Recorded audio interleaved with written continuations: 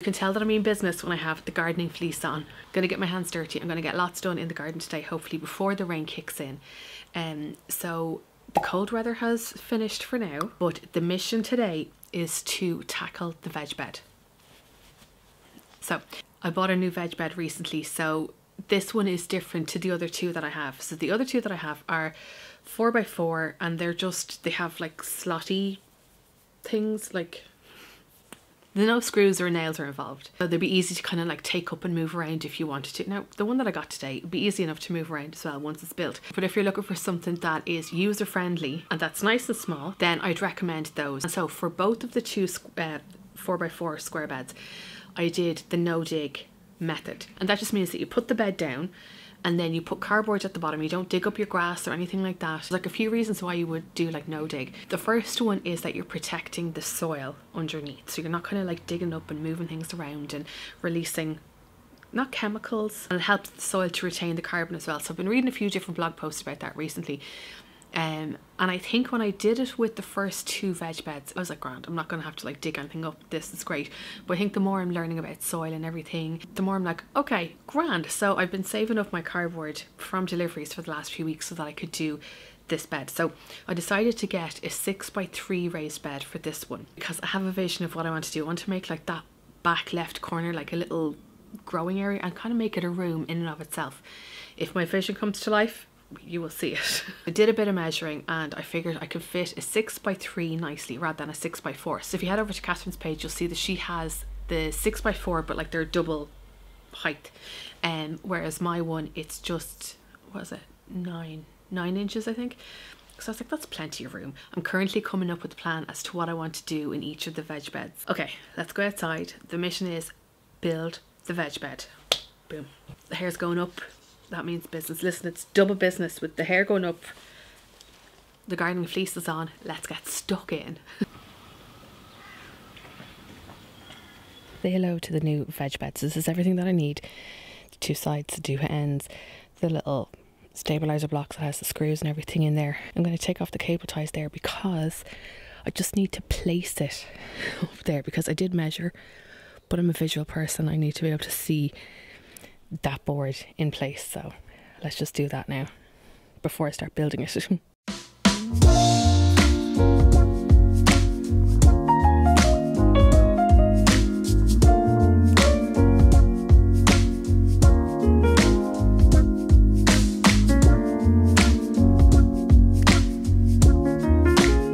Okay, I think that's gonna work. I'm not leaving myself a huge amount of space now between the two beds. That's the only thing. If I dug up Mam's rose that's there and then this ponytail grass, that'd give me a bit more space. I think I might do that.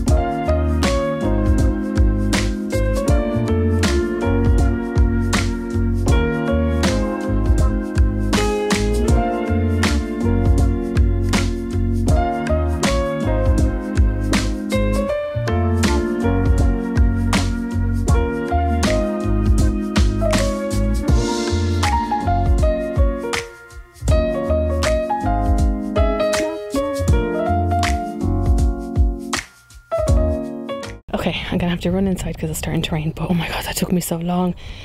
I have like blisters on my hands, on my fingers. Anyway, those are like slot together veg beds, much easier than that one. But anyway, I'm gonna go in, sit down for a few minutes, and hopefully the rain will pass, and then we can fill up the veg bed. Actually, while it's raining, I'm going to bring out this cardboard that I've been saving for the last few weeks from like different deliveries to put at the bottom of the raised bed. Because it's raining, I can't bring the camera out, but I'll try and put it by the door, the back door.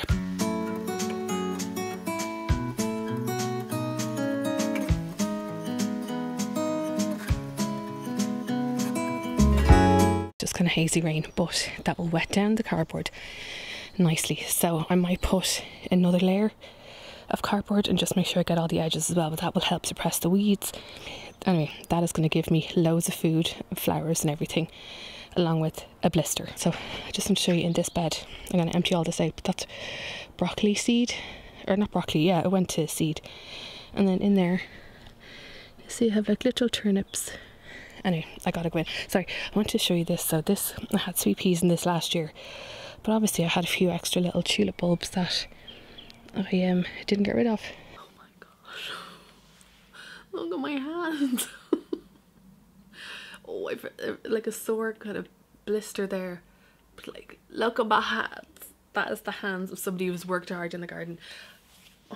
That took so much longer than I thought. I don't know if it was the wood that was in the veg bed that was like hard as nails, but, or maybe it was my drill, like, oh, the screw will go down through the sides of the veg bed, okay, but then when it got to the little support unit, it was just like trying to drill through concrete. I don't know if my drill just didn't have enough power, because when it got to there, I was like, oh my god, and then I ended up having to like do everything then by hand. That is sore. Actually, my mum has hand cream. I'm gonna borrow some Oxtan hand cream. It's just so nice and rich and nourishing. Anyway, it's done. At least I got it done before the rain came down. So that's one thing ticked off the list. Sorry, while I'm waiting for that to kick in. So the other day I was just on the laptop loads and my head was just so heavy and like I tension in my eyes and everything like that. So I was like, do you know what? I need to get outside into the garden.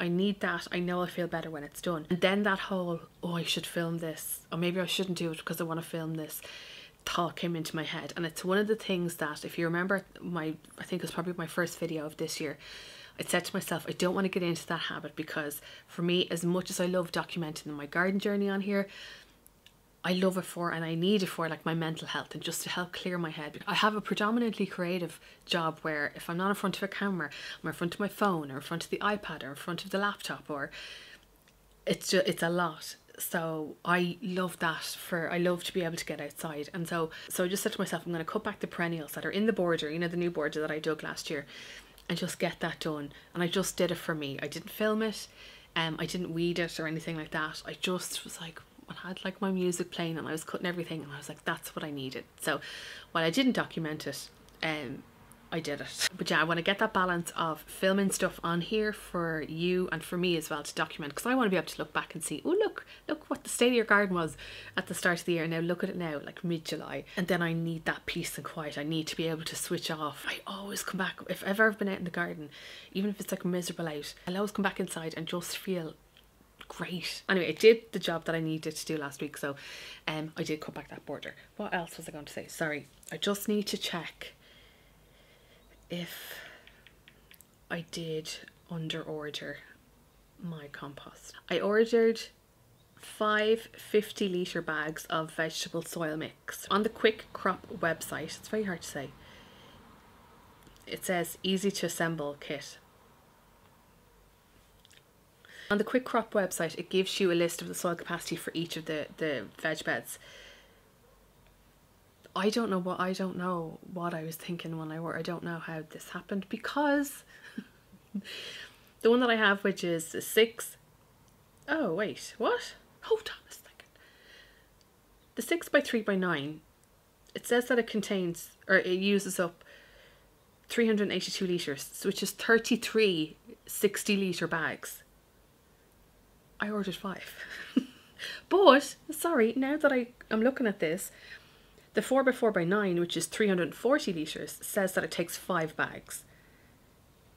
The 6 by 4 by 9, it takes 509 litres, which is 8.5 60-litre bags. Where did I get that from? The rain is supposed to stop in a couple of hours, so at least I'll have my lunch and then I'll be able to bring the camera back outside. Like, I'm happy to work out in the rain, but I just don't want the camera to get wet and broken. I need it. Right, so I'll catch up later. Just gonna rest my poor little hands.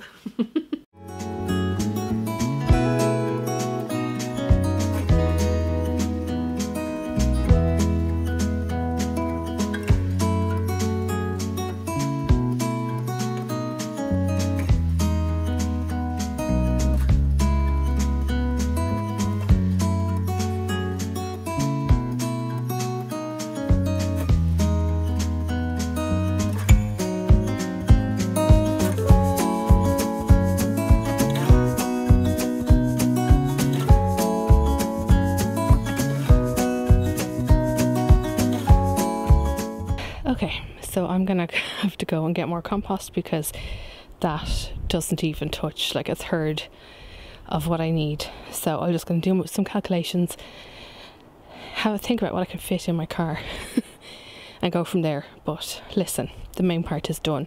Okay, the last job of the day, I think it's gonna rain again, is we're going to plant the potatoes. So these are the ones that I chitted. See the little shoots on them?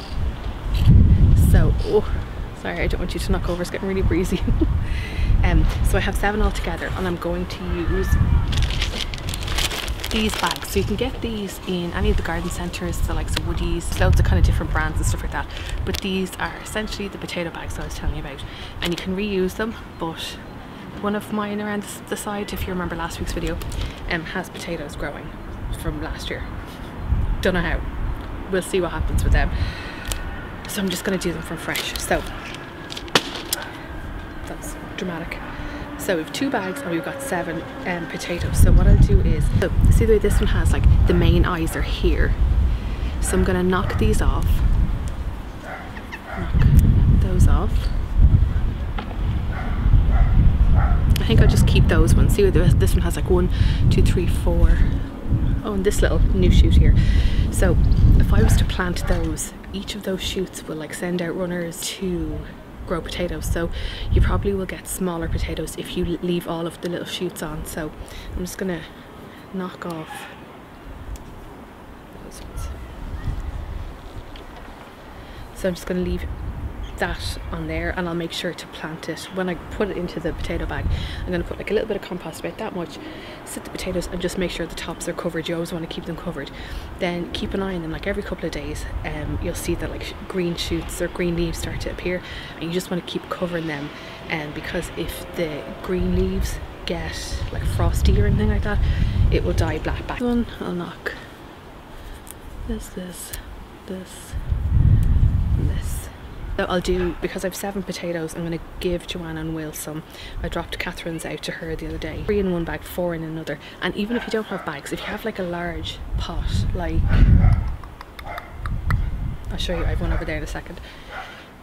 You can grow them in pots as well. Oh my god, back in the day, I used to be holding makeup up to the screen, now I'm holding potatoes. Let's get the bags open, ready. But I'm just going to use regular compost from the garden centre. Sorry, if you have a large container like this one here, you'll be able to grow potatoes. I actually have strawberries in there somehow, but that's quite big. Make sure you have drainage in the bottom. The bags that I'm going to put the potatoes in, they do have drainage holes in the bottom.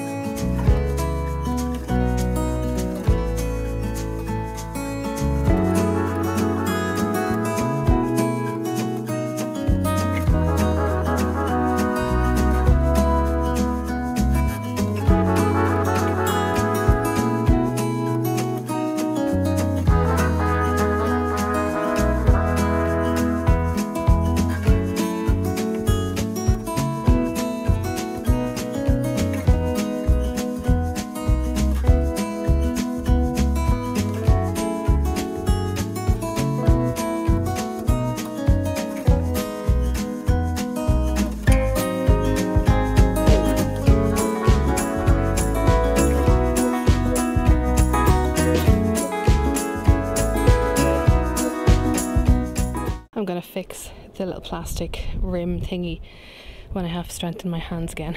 I just don't. But next week we're going to be sowing lots of seeds. But for now, I'm planting these potatoes the day after St. Patrick's Day. Let's see how they go. Okay, that's me done for today. The wind and the potential rain coming is I can't relax, I can't get into the flow. But I feel like that was a good day's work done. Like I've done like the blisters, the war wounds to match. I think I'm going to try and sow some seeds for next week's video.